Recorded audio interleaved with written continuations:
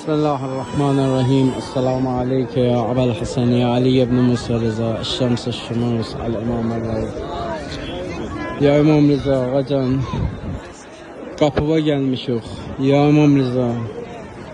Mənim Aray qardaşım, mənim əziz qardaşım, mənim Bilal qardaşım. Ya Ali ibn Musa Rıza. Bilal'ın kızı xəstə olub.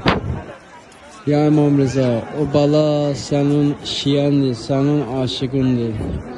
Onun dayısı əziz canımdır mənim, Aray qardaşımdır.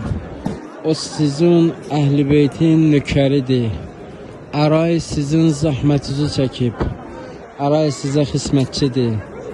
Aray sizinlə şərəf tapır. Ya İmam Rıza, Bilal qardaşım mənim Kərbəla yoldaşımdır. Ya İmam Rıza, Bilal kardeşim İmam Rıza'nın aşıqıdır. İmam Rıza'nın türbesine ziyaretini, canını, balalarını kurban eder. Onların xəstələri var. Arayın bacısının kızı xəstədir. Ya İmam Rıza, Bilal'ın kızı xəstədir. Ya İmam Rıza, onlar Türkiye'de, İstanbul'da seni beklerler.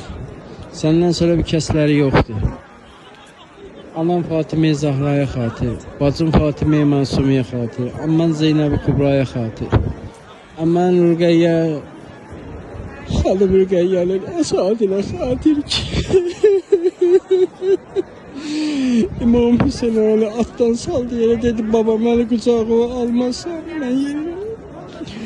Ya İmam Rıza, min ümidlə gəlmişik qapıma, uşağa şəfa ver, şəfa ver. Anasın babasını sevindir. Orada hamıya desinler bana İmam Rıza şafa verip. Ya İmam Rıza, ya İmam Rıza.